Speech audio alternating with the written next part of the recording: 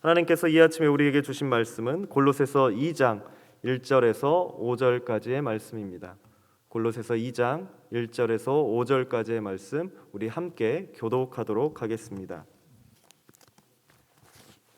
내가 너희와 라오디게아에 있는 자들과 물은 내 육신의 얼굴을 보지 못한 자들을 위하여 얼마나 힘쓰는지를 너희가 알기를 원하노니, 이는 그들로 마음의 위안을 받고 사랑 안에서 연합하여 확실한 이해의 모든 풍성함과 하나님의 비밀인 그리스도를 깨닫게 하려 함이니, 그 안에는 지혜와 지식의 모든 보화가 감추어져 있느니라.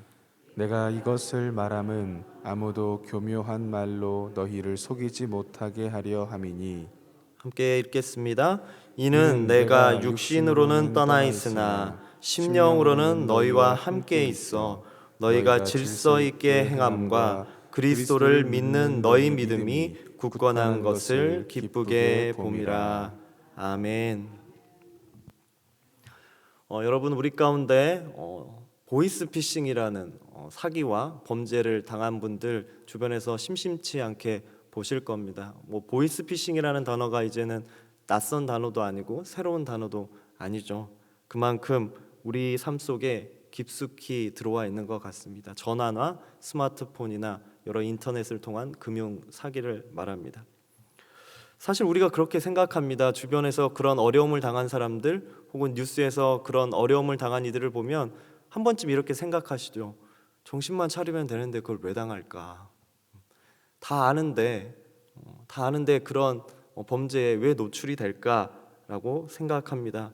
정신을 안 차리니까 그런 범죄를 당하지, 그런 범죄의 피해자가 되지라고 생각하실 수 있습니다. 보이스피싱을 주의하라며 당부하는 문구들 우리 너무나 많이 봤습니다. 저도 찾아보니까 늘상 봐왔지만 한번 다시 찾아봤습니다. 뭐라고 이야기하는지 이렇게 이야기하더라고요. 정부나 금융기관은 절대로 전화상으로 금융정보, 개인정보를 요구하지 않으므로 의심 가는 전화는 받지 않거나 바로 끊어야 합니다. 너무나 잘 아는 문구지만 많은 사람들이 속아 넘어갑니다. 그런데 이런 범죄가 왜 끊이지 않고 있을까요? 통계를 찾아보니까 2017년부터 지금까지 2021년까지 지금 그리고 2022년까지 5배나 그 범죄 피해가 증가했다고 합니다.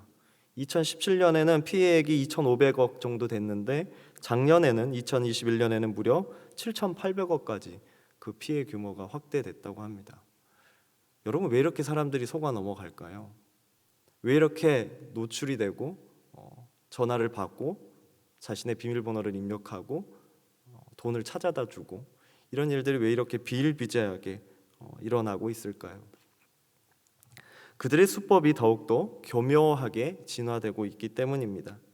가짜인 그들이 너무나 진짜같이 우리 삶의 낯익은 모습으로 더 깊숙하게 접근해 오고 있기 때문입니다. 저희 가족 중에도 한 분이 이런 일을 당할 뻔했습니다. 전화통을 붙들고 정신을 차려보니까 자기도 모르게 비밀번호를 입력하고 있더래요. 너무나 진짜 같아서가 아니라 그분 입장에서는 진짜였겠죠. 진짜여서 입력을 했겠죠. 오늘 바울은 골로새서 2장에서 이 골로새 교회에 편지를 보내면서 이 2장에서 직접적으로 내가 너희에게 보내는 이 편지를 보내는 이유에 대해서 드디어 설명하기 시작합니다. 특별히 그 이유를, 이 편지를 보내는 이유를 골로새 교회뿐만이 아니라 오늘 2장 1절에 나오는 낯선 지명이 하나 등장하죠. 라오디게아 교회, 라오디게아라는 지역이 등장합니다. 라오디게아 교회는 골로새 교회로부터 약 남쪽으로 한 16km 떨어져 있는 지역에 있었습니다. 16km 정도 떨어져 있는 라오디게아라는 지역에 있는 거기에 거주하는 그리스도인에게도 내가 이 소식을, 이 내용을 알려주고 싶다라고 바울이 이야기합니다. 본문 4절입니다. 이 편지를 쓰는 이유를 본문 4절에서 설명합니다. 내가 이것을 말함은 아무도 교묘한 말로 너희를 속이지 못하게 하려 함이니, 아무도 교묘한 말로 너희를 속이지 못하게 하려 함이니, 너희의 신앙을 위협하고 있는, 진짜와 같이 접근하고 있는 잘못된 가르침이 걱정이 되어서 내가 이 편지를 너희에게 쓰고 있다라는 겁니다. 이 교묘한 말, 보이스피싱과 같이 이 교묘하게 접근한다라는 이 뜻은 조금 더 깊게 들어가 보면 설득력이 있는 말, 그럴듯한 주장이라는 뜻입니다. 교묘하다는 뜻이 설득력이 있고 그럴듯하다라는 뜻입니다. 골로새 교회의 성도들을 속이고 있는 이 거짓 교사들의 가르침이 어설픈 주장이 아니라 상당히 설득력 있고 그럴듯하게 들린다는 겁니다.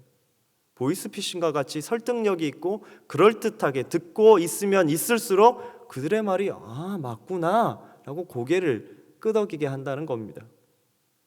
그렇다면 왜 골로새 교인들이 그렇게 거짓 가르침에 선동이 되고 홀렸을까요? 설득이 되었을까요? 이유는 간단합니다. 그들도 예수 그리스도를 얘기했기 때문입니다. 그들이 다른 신을 얘기했던 것이 아니라, 그들이 이방 종교를 이야기했던 것이 아니라 그들도 똑같이 예수 그리스도를 이야기하고 있었습니다. 같은 복음의 주제를 가지고 접근하니까 그럴듯하게 들렸던 것입니다. 그 거짓 복음을 전파하기 위해 골로새 교회에 들어온 거짓 교사들이 이렇게 성도들을 설득합니다. 지난주에 잠시 제가 설명드렸었는데요. 이렇습니다. 너희를 구원하기 위해 오신 예수님은 완벽하지가 않다. 너를 위해 나타나신 예수 그리스도를 완벽하다고 생각하지 마라. 그는 완벽하지 않기에 그 부족한 부분을 채울 것이 필요하다. 그 부족한 부분을 채울 지혜가 필요하다라고 설득하기 시작합니다. 그 비밀과 같은 지혜를 깨달으면 너희가 영적인 힘을 얻어 궁극의 구원에 이르게 될 것이다.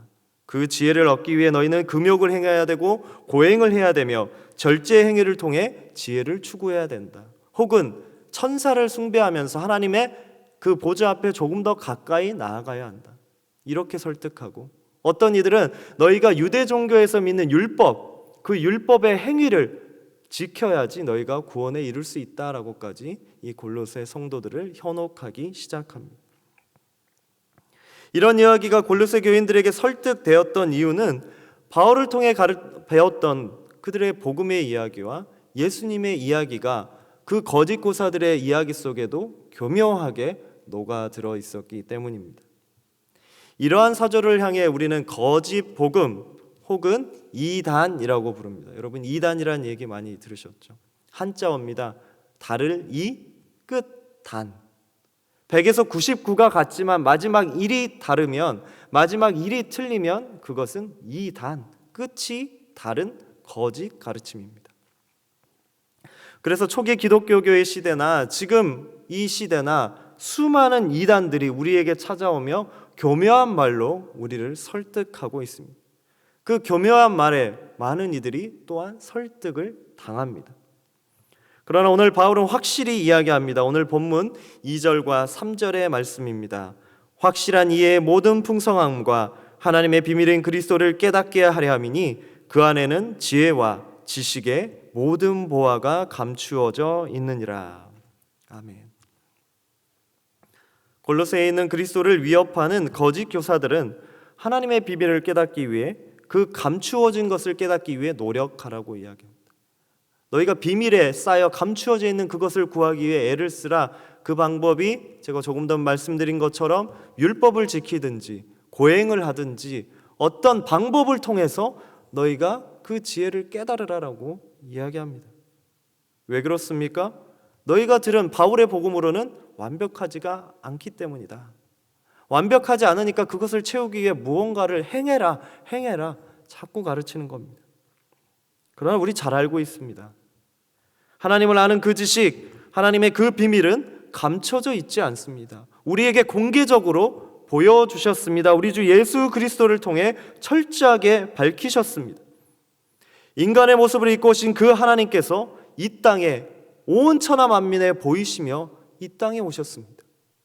지혜도 아니고 율법도 아니라고 이야기합니다. 그래서 요한복음 저자는 이렇게 굳건하게 이야기합니다. 말씀이 육신이 되어 우리 가운데 오셨고 모든 이들이 그 하나님의 영광을 보았다라고 이야기합니다. 말씀이, 너희가 말하는 지혜가 이상이 아니고 육신의 모습을 입고 하나님의 모습 그대로 이 땅에 왔다라고, 이 땅에 보여졌다라고 이야기합니다. 그리고 그 하나님께서는 십자가 위에서 단 한 번에 온 세상이 다 보는 가운데 구원의 사건을 이루셨습니다. 하나님의 진리가 조건 없이 그리고 자유롭게 주어졌습니다.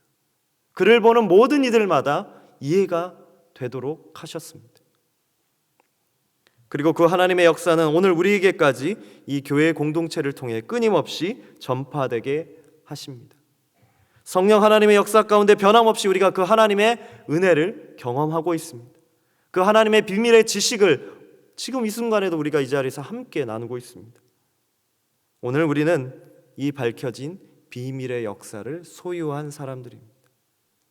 우리가 그런 복음의 비밀을 깨달은 자임을 흔들리지 않고 신뢰하는 여러분 되시기를 소원드립니다. 바울은 이 목적을 위해 편지를 쓰고 있는 것입니다. 너희가 이 거짓 교사들의 가르침에 흔들리지 말고 굳건하게 서라고 이야기합니다. 오늘 5절의 말씀입니다. 이는 내가 육신으로는 떠나 있으나 심령으로는 너희와 함께 있어 너희가 질서 있게 행함과 그리스도를 믿는 너희 믿음이 굳건한 것을 기쁘게 봄이라. 아멘. 마지막에 이렇게 오늘 읽은 5줄 중에 마지막에 이렇게 설명합니다.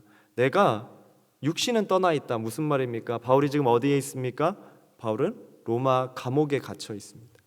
갇혀 있는 그 바울이 너희를 육신으로는 실제 얼굴을 마주하면서 얼굴 대 얼굴을 본 적은 없지만 내가 너희를 너무나 사랑하기에 영적인 교제를 통하여 너희의 소식을 들었기에 너무 사랑해서 너희의 그 아픔이 너희의 그 괴로움과 너희의 그 혼란함이 다른 사람의 일이 아니고 내 일이다.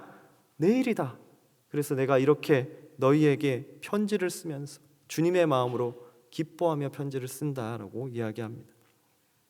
그렇기 때문에 거짓 복음에 휩싸이지 말고 그리스도의 복음의 진리 가운데 흔들리지 말고 굳건하게 신앙을 지키라고 이야기합니다.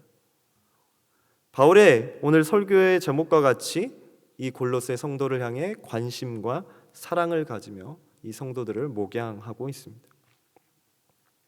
오늘 이 말씀이 오늘을 살아가는 우리에게 주는 교훈은 무엇일까요? 특별히 한 주를 시작하는 우리에게, 이 아침을 시작하는 우리에게 시사하는 바는 무엇일까요? 우리를 위협하고 있는 것은 외부, 내부 모두 다 있습니다. 우리의 신앙을 위협하는 요소들은 거짓 가르침은 외부에도 있고 내 자신에게도 있습니다. 외부에 있는 것은 무엇입니까? 길거리만 나가면 있는 수많은 이단들입니다. 현수막을 걸어놓고 그럴듯이 전도하는 것처럼 다른 복음으로 접근해오는 이단들이 너무나 많이 있습니다. 그리고 컴퓨터를 켜면 유튜브에 들어가 보면 그럴듯한 이야기로 우리를 선동하는 잘못된 복음이 너무나 많이 있습니다. 카톡으로 너무나 많은 잘못된 복음의 정보들이 하루에도 수없이 날아 들어옵니다. 그것들을 통해 우리의 신앙을 혼탁하게 하고 거짓 가르침을 따르게 합니다. 그러나 우리의 신앙을 위협하는 그 외부적인 요소는 얼마든지 우리가 분별할 수 있고 피할 수 있습니다. 하지만 더 어려운 가르침은 내 자신에게 있는 겁니다. 내 내부에서 일어나는 잘못된 가르침이 우리의 신앙을 어렵게 할 때가 있습니다. 대표적인 예가 이런 것입니다. 하나님께서 예수 그리스도를 통해 우리의 죄와 저주의 문제를 완벽하게 해결해 주셨음에도 불구하고 우리를 구원의 자녀라 불러주셨음에도 불구하고 여전히 죄의 노예로 살아가는 이들이 있습니다. 자신 스스로 계속 정죄합니다. 나는 죄인이다. 맞습니다. 우리는 하나님 앞에 죄인입니다. 그러나 하나님께서 우리에게 주님을 통하여 우리 예수 그리스도를 통해 회개의 기회를 주시고 용서의 기회를 주셨음에도 불구하고 계속 사탄의 송사에 무너져 갑니다. 사탄의 고소에 계속 고소를 당합니다. 송사를 당합니다. 너는 죄인이다, 죄인이다. 아, 내가 죄인이구나. 정상적인 삶이 어려울 만큼 아무것도 못하면서 이것을 해도 죄, 저것을 해도 죄, 아무것도 못하겠다. 나는 죄인이니까. 우리 주님께서는 그 죄인을 용서해 주셨습니다. 단 한 번에 십자가에서 자유케 하셨습니다. 이런 정죄의 삶뿐만이 아니라 때로는 정반대로 방종의 삶을 살아가는 이들도 있습니다. 우리 주님께서 나를 한 번에 구원해 주셨으니까 이제 나의 쾌락과 나의 즐거움을 위해 살아갑니다. 하나님께서 허락하신 말씀, 복음을 자신의 이익을 위해 교묘하게 그럴 듯이 사용합니다. 내가 모든 것을 할 수 있으니까, 주님이 얘기했잖아, 내가 모든 것 할 수 있다고 하면서 자신의 이익을 앞세워서 내가 하고 싶은 것 위에 그럴듯한 말씀으로 포장해서 살아갑니다. 나의 축복만을 위해 간구합니다. 나를 더 사랑합니다. 하나님을 사랑하는 것이 아니라 하나님을 알면 알수록 나를 더 사랑합니다.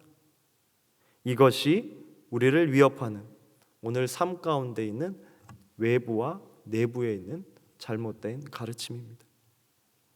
복음을 온전히 아는 자는 그 은혜에 감사해 사랑을 삶 가운데 실천하게 되어 있습니다. 바울이 이야기하는 감추어진 그 비밀과 복음, 예수 그리스도를 아는 사람은 그 은혜에 힘입어 감출 수 없고 속에 가둘 수 없어서 밖으로 나가서 삶으로 드러내게 되어 있습니다. 성화의 삶을 살 수밖에 없습니다. 하나님을 알면 알수록 나를 사랑하는 것이 아니라 이웃을 하나님의 모습으로 사랑하게 되어 있습니다. 그래서 오늘 바울은 분명 우리에게 그 하나님의 비밀이 무엇인가를 한 번 더 힘주어 이야기하고 있습니다. 오늘 본문 2절과 3절의 말씀 우리 함께 읽도록 하겠습니다. 사랑 안에서 연합하여 확실한 이해의 모든 풍성함과 하나님의 비밀인 그리스도를 깨닫게 하려 함이니 그 안에는 지혜와 지식의 모든 보화가 감추어져 있느니라. 아멘. 이 말씀처럼 오늘 하루의 삶 속에서 주님의 그 지식으로, 주님의 놀라운 그 비밀로, 그 안에 있는 사랑으로 말미암아 다른 이들과 하나가 되어 보시기 바랍니다. 주님이 보여주신 그 사랑을 내가 이제 깨닫고 알기에 삶으로 한번 살아보시기 바랍니다. 바로 그때 그 하나님의 은혜가 우리의 삶 가운데 보화로서 가득 쌓이게 될 것입니다. 한 주를 출발하는, 주일을 보내고 일상을 시작하는 월요일 아침입니다. 한 주를 또 어떻게 살아가시겠습니까? 주님 우리에게 말씀하시지 않습니까? 내가 너희에게 그 비밀을 보였느니라. 그 비밀, 십자가의 은혜, 복음의 은혜, 구원의 은혜 오늘 하루 마음속에 새기시면서 삶이 어려울지라도 한 주간 여러분 삶 속에 희망과 소망으로 새겨보시고 그 은혜 가운데 충만히 거하시는 저와 여러분 되기를 간절히 소원드립니다. 다 함께 기도드리시겠습니다.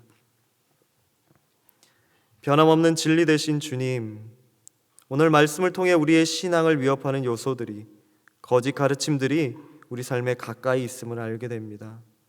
더불어 나도 모르는 사이 주님의 말씀을 거짓되게 오용하고 있음을 알게 됩니다.